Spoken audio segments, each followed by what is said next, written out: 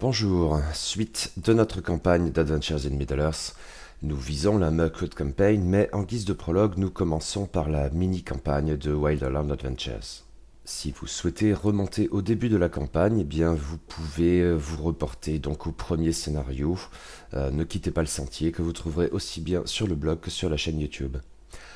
Cette séance pour aujourd'hui correspond à la première partie du deuxième scénario Of Leaves and Stewed Hobbit, pages 20 à 36. À noter, je me suis référé pour la version française au supplément Contes et légendes des terres sauvages pour l'anneau unique, où le scénario original avait été traduit sous le titre Une histoire d'herbe à pipe et de ragoût de hobbit. Il y avait 5 joueurs qui incarnaient Ayweniel, une haute elfe de Foncombe érudite niveau 2, Agariel, une Dunedain vagabonde niveau 2, Aldamar le laconique, un homme des bois protecteur niveau 2, Jorin, un bardide, chasseur de trésors niveau 2, et enfin Narvi, un nain du mont solitaire, guerrier niveau 2. Pour la bande originale, je ne suis pas allé chercher bien loin, j'ai utilisé les compositions de Howard Shore pour la trilogie du Seigneur des Anneaux de Peter Jackson, mais je songe à passer à autre chose pour la suite, bon, nous verrons bien.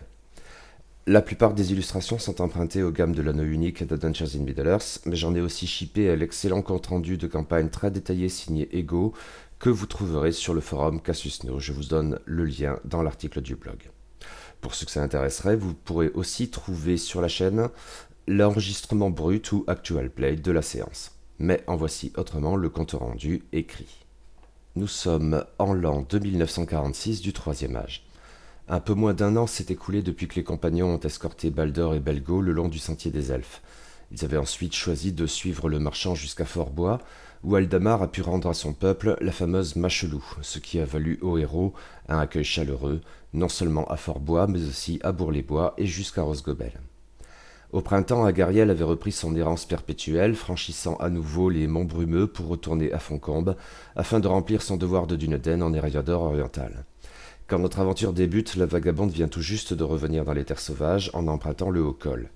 Là, elle a pu constater, et les autres rôdeurs de même, que l'activité des gobelins dans les monts brumeux connaissait une certaine recrudescence sans que l'on puisse en déterminer une raison particulière. Agariel n'a pas eu à en pâtir elle-même, mais les signes ne trompent pas et les rumeurs, en l'espèce, sont fondées. Les orques s'étaient tenus tranquilles depuis la bataille des 5 armées qui avait considérablement amoindri leur pouvoir, à Gobelinville comme au mont Gram ou au mont Gundabad. Mais ils n'avaient de toute évidence pas été anéantis, ce n'était qu'une trêve fortuite, et il semblerait bien qu'elle touche à son terme. Aeweniel est retournée à Foncombe avec Agariel pour rendre compte de sa mission à Dal et à la ville du lac. Elle a entendu les mêmes rumeurs que la Dunedain dès lors et sait qu'elles doivent être prises au sérieux. Les compagnes se sont ensuite séparées quelque temps, mais vont se retrouver, et leurs autres camarades, alors que l'été touche à sa fin, à l'orée de l'entrée de la forêt. Narvi, quant à lui, a passé du temps sur le tracé de la vieille route de la forêt, entre celle-ci et le vieux gué désormais tenu par les Béornides, lesquels exigent certes un péage, mais ils valent assurément mieux que les brigands qui dominaient dans la région il y a peu encore. Ils se contentent de ce péage. Du coup, les voyageurs tentent à devenir plus nombreux dans les environs, devenus bien plus sûrs. Narvi sait que Beaufry, fils de Beaufur, a été chargé de veiller à la restauration de la vieille route des nains. Ayant entendu dire que Beaufry faisait de la prospection dans la région, il a cherché à le rencontrer, mais il a joué de malchance. Où qu'il se rende, c'était systématiquement quelques jours à peine après que Beaufry avait quitté les lieux. Mais Narvi n'est donc pas le seul nain à vadrouiller dans la région. Plusieurs, qu'ils viennent du mont solitaire comme lui, des monts du Fer ou même des montagnes bleues, se sont rendus sur place désireux de se rendre utiles. Et ceux qui, depuis tant d'années, font le long voyage d'est en ouest et retour, tentent à s'attarder un peu plus dans la région. Pour l'heure, cet intérêt marqué n'a débouché sur rien de concret, mais il n'en est pas moins de bon augure. Aldamar est resté dans la lisière occidentale de la forêt noire, il a chassé avec les siens et fait preuve d'une certaine fougue quand leurs expéditions les ont confrontés avec des araignées. Il n'a pas oublié ce qu'elles ont fait à Gast. Ceci étant, il a consacré du temps à dresser un autre limier de la forêt noire qu'il a baptisé Fest. Jorin enfin s'est attaché au pas de Baldur, accompagnant et assistant le marchand dans ses pérégrinations à l'ouest de la forêt noire, et découvrant 1000 endroits intéressants, peuplés par des hommes des bois ou des béornides, non moins intéressants. Une rumeur a rassemblé les compagnons au même endroit, non loin de l'entrée de la forêt, alors que l'été touche à sa fin. Une auberge a ouvert au milieu de nulle part, il y a quelques mois à peine, qui est tenue par des petites créatures très étranges, lesquelles se présentent comme étant des hobbits. Narvi a forcément entendu parler des exploits de Bilbo, notamment en s'en entretenant avec Beaufur, mais il n'en a jamais vu de ses yeux. Pour Jorin, l'existence même de ces créatures tenait plus de la rumeur qu'autre chose, semi-légendaire. Agariel et Aeweniel ne sont jamais allés jusqu'à Brie et au-delà, mais elles sont bien sûr conscientes de l'existence de ce peuple étrange et ont même pu à l'occasion croiser Bilbo à Fontcombe. Quant à Aldamar, il ne sait absolument rien de tout cela. L'existence même des hobbits a suscité la curiosité de bien des voyageurs qui se sont rendus dans cette très incongrue auberge orientale, et qui s'y sont attardés, la recommandant ensuite aux leurs, du fait de l'excellente qualité de la nourriture, de la boisson et de l'herbe à pipe. Fumer n'est pas un passe-temps très répandu dans les terres sauvages, mais les propriétaires s'emploient à y remédier. Autant de bonnes raisons pour nos héros désireux d'échanger quant à leurs aventures respectives, de se retrouver en fin de saison à l'auberge orientale pour apprécier tout cela d'eux-mêmes. Quand les compagnons arrivent à l'auberge, ils y sont accueillis, comme tous les autres voyageurs, par un gros et beau chien au poil blanc qui s'approche lentement d'eux, pas le moins du monde menaçant, et passe un temps déconcertant à leur renifler les mains. Après quoi, enfin satisfait, l'animal retourne prendre sa place au coin du feu, à moins qu'il ne décide d'accompagner dans leur jeu bruyant les 2 garçonnets hobbits, fils des propriétaires, qui font les 400 coups dans la campagne environnante. L'auberge est visiblement de construction très récente. Entièrement en bois, elle n'a pas encore jauni sous l'effet de la fumée, et, à vrai dire, elle sent encore un peu la colle et la sciure. Mais elle est assurément confortable et bien conçue, avec une grande salle commune très agréable où l'on peut se délasser devant l'âtre, tandis que l'étage accueille des chambres destinées aux voyageurs, les hobbits y préférant probablement le trou qui a été judicieusement aménagé en dessous. Les voyageurs sont aussitôt accueillis par un hobbit particulièrement volubile qui se présente comme étant le propriétaire, Monsieur Dodinas Bandebook, ou Dodi pour ses amis. Or, il est le meilleur ami de tout le monde. Très bavard mais jamais pénible, plutôt du genre à gagner par sa simple présence les sourires de ses invités, et bondissant d'une table à l'autre pour régaler ses clients de sa verve imparable. Sa femme Agatha, née Took, précise-t-elle à tous ses clients, même si pas un ne sait ce que cela peut bien signifier au juste, est d'aspect plus sévère et on devine sans peine que c'est elle qui tient les cordons de la bourse. Intransigeante, elle tient à ce que les clients de l'auberge fassent preuve des bonnes manières des meilleurs hobbits et obtient d'un œil noir que les plus barbares des Béornides fassent un usage correct des couverts et des serviettes. Moins bavarde que son époux, elle s'avère pourtant elle aussi très sympathique une fois la glace très rapidement brisée, et étonnamment aventureuse elle aussi. Elle ne saurait dissimuler son ravissement à l'idée de se trouver en plein dans les terres sauvages, si loin de la comté, et d'avoir ainsi tant d'occasions de faire la rencontre des bien étranges personnes qui vivent dans la région. Parmi le personnel, un vieux nain du nom de Frier attire sans peine l'attention, de Narvi notamment. C'est le nain à tout faire ici. Il a aidé à la construction de l'auberge, puis a été engagé par Dodinas pour effectuer des travaux de menuiserie, de charpente, participer à la cuisine, servir la bière en cas d'affluence, dissuader les indélicats de faire des bêtises, et mille autres choses. Les nains forment d'ailleurs un contingent non négligeable de la clientèle, des voyageurs sur la route entre les montagnes bleues et les monts du Fer. Il y en a toujours quelques-uns attablés ici ou là qui se régalent de la bonne bière de Dodi et enchaînent les chansons avec un enthousiasme communicatif. Les autres clients, essentiellement des Béornides et quelques rares hommes des bois, tentent à se montrer plus austères, voire sévères, mais apprécient visiblement le service et la compagnie. Il faut dire que Dodinas s'adapte à ses clients. D'autorité, il leur sert les boissons qui leur conviennent le mieux. De la bière pour les nains, de l'hydromel pour les Béornides, un exceptionnellement rare elfe de passage se verra servir un excellent vin, etc. C'est bien ainsi qu'il procède avec la compagnie, et personne ne songerait à s'en plaindre dans la mesure où, de fait, Dodi sait parfaitement ce qui conviendra à chacun, et tout le monde se régale de ses attentions. Ce qui vaut aussi pour l'herbe à pipe. Aeweniel entreprend d'instruire Narvi qui s'est mis récemment à la pipe, un bel objet de sa propre confection, taillé dans un bois ramassé dans le royaume sylvestre. Et les deux se lancent bientôt dans un concours de ronde fumée auquel Dodi ne manque pas de se joindre. Il l'emporte, bien sûr, mais ne s'en vante pas. Le propriétaire ne manque pas de raconter son histoire à tous ses clients. Fut un temps, il se croyait grand voyageur pour un hobbit de la comté. Après tout, il était allé jusqu'à Brie, soit le voyage de toute une vie, non, de 2 vies. Seulement, là-bas, au poney fringant, précise-t-il comme si tout le monde savait forcément de quoi il s'agit, il a fait la rencontre de M. Bilbo Saquet de Cul-de-Sac, dont tout le monde a forcément entendu parler. Non, mais pour le coup c'est le cas de tous les compagnons sauf Aldamar, et Agariel comme Aeweniel ont donc pu le rencontrer. Ils parlent de la comté dans les mêmes termes d'ailleurs, qui à l'entendre ne saurait être autre chose que le centre du monde. Quoi qu'il en soit, le naïf Dodi a ainsi découvert que le monde était bien plus vaste qu'il n'osait l'imaginer.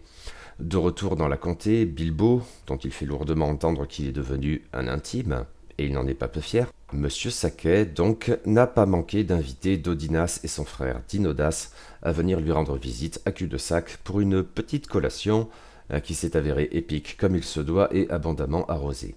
Le soir même, un projet était né, encore que les conditions exactes de l'accouchement aient conservé quelque chose d'un tantinet brumeux. Les frères Brandebouc iraient établir une auberge aux confins des terres sauvages, l'avant-poste le plus oriental de la comté en quelque sorte. Agariel l'interroge sur les conditions de leur voyage. Dodi confesse que le caractère brumeux de la naissance du projet s'est étendu au premier jour de l'expédition. Mais oui, le voyage s'est bien passé, très bien même, merci. Ayant fait le plein de victuailles ainsi que du nécessaire pour un voyage au long cours, incluant mouchoirs brodés et argenterie, ils ont gagné Brie. La hâte a duré quelques jours, il fallait bien se renseigner auprès d'un expert en auberge, tel que Monsieur Prosper Poire de Beurré à l'enseigne du Poney Fringant, n'est-ce pas? Puis le long de la route, il ne saurait y en avoir d'autres. Monsieur Saquet ayant eu la bonté de munir Dodinas de lettres de recommandation auprès des grands de ce monde, les frères ont même eu l'opportunité exceptionnelle de passer une nuit à Foncombe chez ce bon Monsieur Elrond. Après quoi ils ont grimpé le haut col, descendu dans la vallée, franchi l'Anduin au Vieux-Gué, rencontré ce bon et très impressionnant Monsieur Béorn, une lettre de recommandation là encore, qui a bien voulu les laisser s'installer sur ses terres, et voilà, l'auberge orientale était née. Rien de plus simple au fond, et le voyage a été une promenade de santé, même si bien des hobbits de la comté n'emploieraient probablement pas cette expression. Et c'est un endroit très agréable et sûr ici. En fait, ça ressemble beaucoup à la comté. Disons une comté pas très bien entretenue, qui aurait bien besoin d'un train un petit peu tondu, n'est-ce pas? Et en même temps, c'est exotique, l'aventure au coin de la route. Dodi lui-même n'a pas vécu d'aventure, certes, il est pour le moins dégourdi pour un hobbit, mais ça ne signifie pas pour autant qu'il serait capable de pénétrer dans l'antre d'un dragon ou toutes ces autres choses absolument folles qui ont fait la juste renommée de Monsieur Saquet. Cependant, l'auberge accueille des personnages intéressants et qui ont bien des choses à raconter. Peut-être d'ailleurs ces tout derniers invités sont-ils eux-mêmes des aventuriers? Narvi le confirme sans peine, exposant leur périple à travers la forêt noire, ce qui éveille chez Dodi des souvenirs de ce que Bilbo avait dit de son propre voyage. Mais la route est aujourd'hui beaucoup plus sûre, n'est-ce pas? Ici, les nains attablés non loin s'invitent dans la conversation, l'un d'entre eux avançant que c'est en train de changer. Il évoque des rumeurs telles qu'Agariel et Eweniel ont pu en entendre, tout spécialement touchant le Haut-Col. Certains disent qu'il y aurait un nouveau grand gobelin à Goblinville. En même temps, comment pourrait-on le savoir? Mais il n'y a pas que des rumeurs de ce genre. C'est certain, les orques s'agitent, il y a eu des attaques. Dodinas blêmit, Agariel n'en confirme pas moins ces inquiétantes nouvelles. Un des nains, l'air un peu rêveur, avance qu'il faudrait que le roi Dain, ou peut-être même le roi Bard, y fasse quelque chose. La bataille des 5 armées, mine de rien, c'était 6 ans plus tôt, et il serait affligeant que tout ce qui a été obtenu alors soit réduit à néant. Mais un de ses comparses plus cyniques éclate d'un rire sombre et chargé de dépit. Erebor et Dal sont bien loin, ils ne feront rien par ici.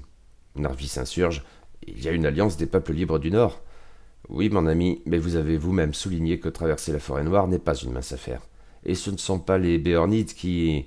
Ici, le nain s'interrompt, jette un œil à la table d'à côté et se reprend. Béorn et ses gars font un travail formidable, mais... Enfin, bref, faudrait faire quelque chose pour le Haut-Col, quoi. Dodinas, un peu abattu, reconnaît que tout cela est très préoccupant. Il a visiblement une requête à formuler aux compagnons, mais aimerait les jauger un peu d'abord. Agariel a éveillé son attention, elle qui s'intéresse beaucoup au mouvement des gobelins et qui connaît visiblement bien la région.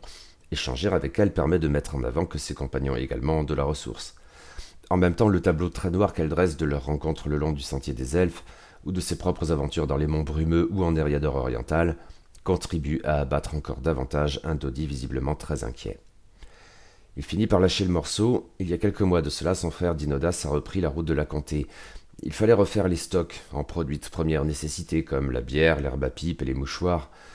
Il a franchi le Haut-Col avec une petite compagnie sans difficulté, a mené ses affaires dans la comté, puis a gagné Brie pour les derniers préparatifs. Là-bas, il a confié une lettre à un rôdeur qui l'a transmise, etc. Et la missive est parvenue il y a assez longtemps maintenant à l'auberge orientale. Trop longtemps sans doute, car dans cette lettre, Dinodas annonçait son départ de Brie dans les jours qui suivraient, accompagné d'une petite troupe de garde, d'une demi-douzaine d'hommes, avec des poneys bien chargés. Et, à ce compte-là, il aurait déjà dû arriver à l'auberge depuis une bonne semaine. Or, rien. Dodi est bien conscient qu'il y a toujours des imprévus dans les voyages, des retards qui s'accumulent, mais à ce stade, il est tout de même inquiet. Maintenant que Dodinas lui explique tout cela, Agariel se souvient qu'à Foncombe, juste avant son propre départ, elle avait entendu parler d'un marchand hobbit qui avait fait une brève halte Et les dates évoquées semblent confirmer que Dodinas a raison d'être inquiet. Dinodas aurait dû arriver à destination à cette date. La Dunedain l'évoque sans embâge, ce qui abat encore un peu plus son doute. Lequel finit par formuler sa requête. Agariel et ses amis accepteraient-ils de se rendre au col pour s'assurer que la caravane de Dinodas le passe sans difficulté et l'escorter jusqu'ici, soit environ une semaine de trajet à l'aller, autant au retour. Il ne le dit pas expressément, mais redoute qu'il soit déjà trop tard. L'incertitude le ronge, il faut qu'il sache ce qui s'est passé.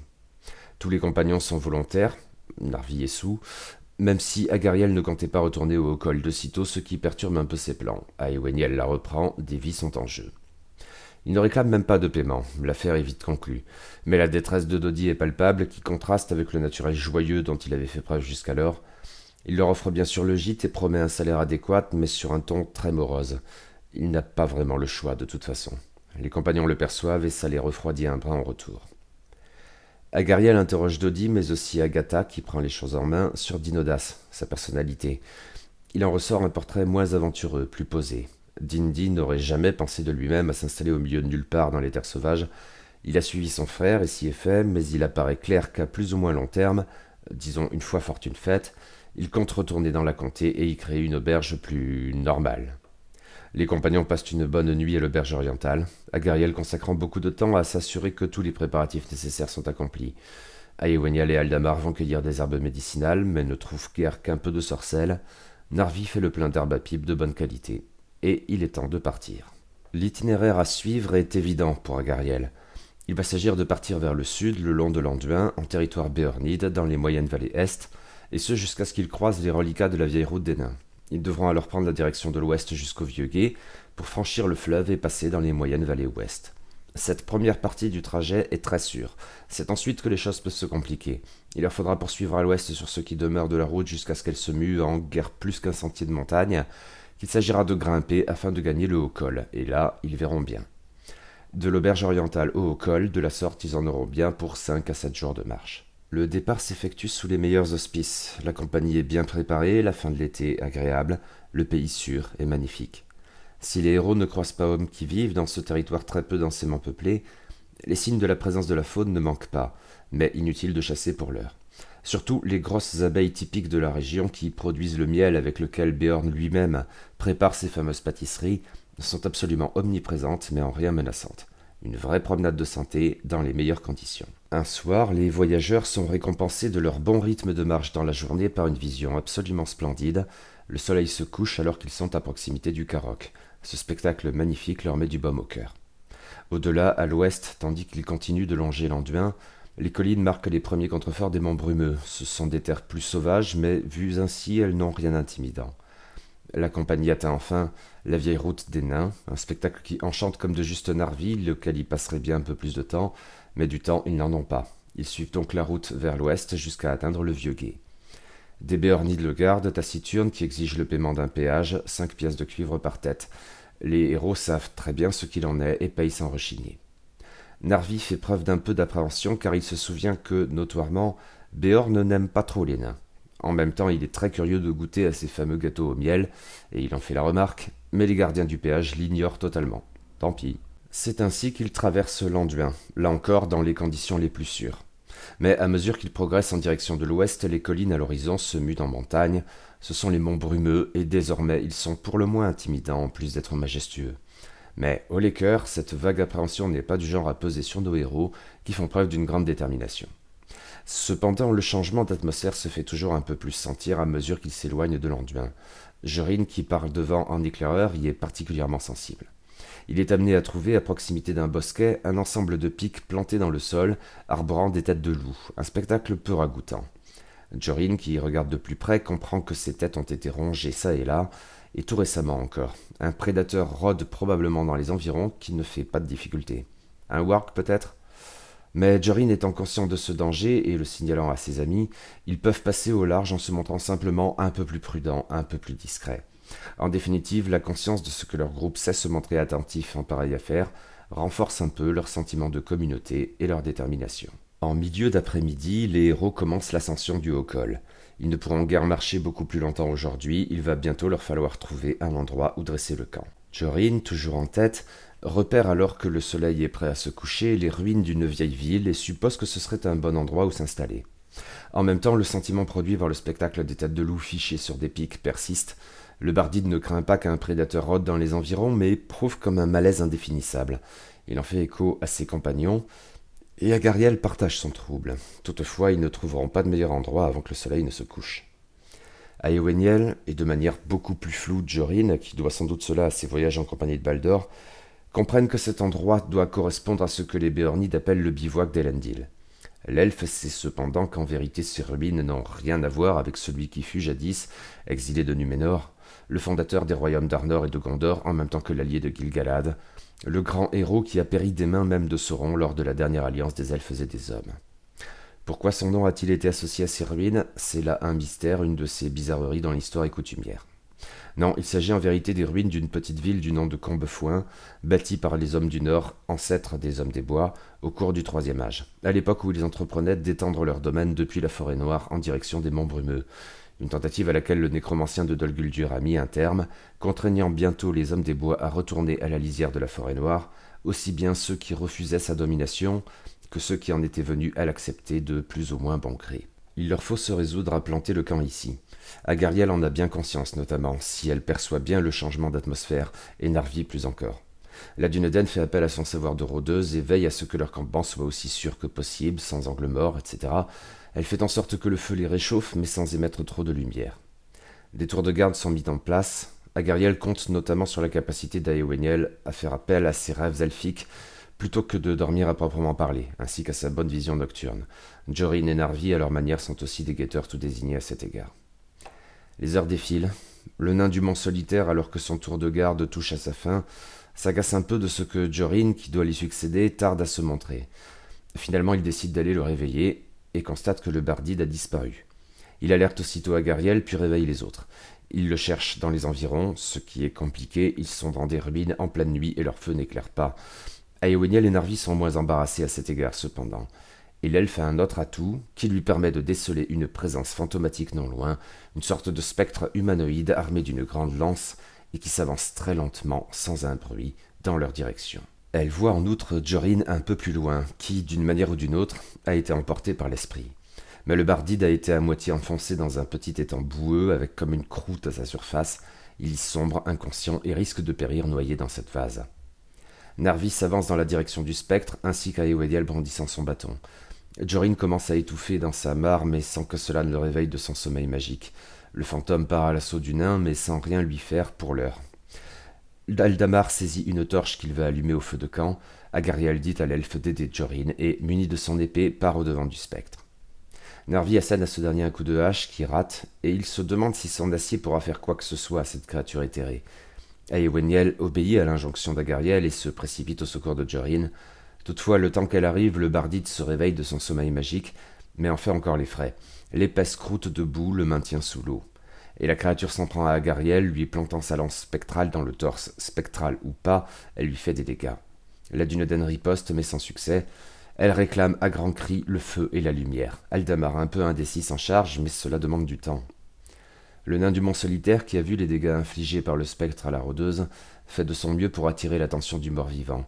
Cette fois, son coup porte, mais n'inflige que des dégâts diminués, et il le comprend sans peine. Aéweniel parvient au niveau de Jorin au moment où le Bardide réussit à se dégager de la vase dans une profonde inspiration empreinte de panique. L'esprit de la nuit, leurré d'une manière ou d'une autre par les grands gestes de Narvi, décide de s'en prendre à lui, mais sans succès. Aldamar se précipite avec sa torche en direction du combat, tandis que Jorin et Aéweniel font de leur mieux pour retrouver au plus vite leurs compagnons. La créature recule devant la torche d'Aldamar, elle semble en avoir peur, ce qui facilite la tâche d'Agariel et Narvi engagés au combat. Le fantôme est bien affecté par leurs coups, même si pas autant qu'un être vivant. Aldamar fait virevolter sa torche, tandis que Jorin, à son tour, au mouvement rapide, se joint à la bataille, attirant l'attention du spectre. Mais l'homme des bois décide finalement de tenter de traverser la créature avec sa torche. Une expérience qui porte pour partie ses fruits, mais ne le laisse pas indemne.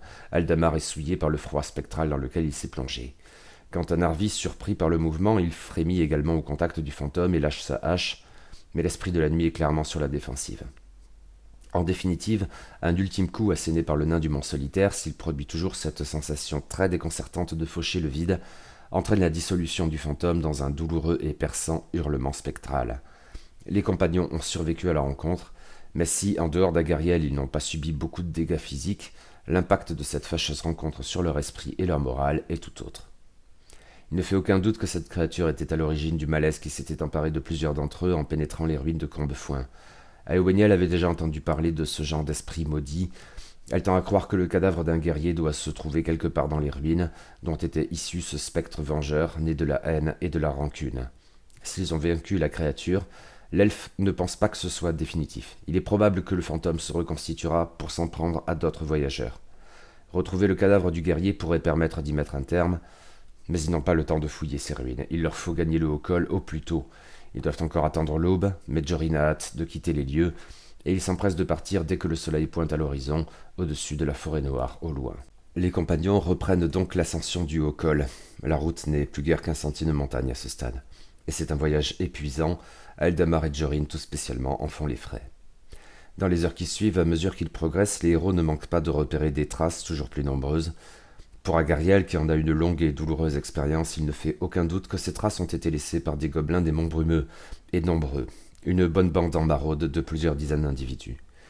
Les montagnes sont ici infestées de tunnels discrets qui grouillent de gobelins. Ceux-ci craignent la lumière du jour, aussi les compagnons n'ont-ils pas grand-chose à craindre dans les heures qui suivent. Mais la nuit tombée, ou dans les tunnels, il en dira tout autrement.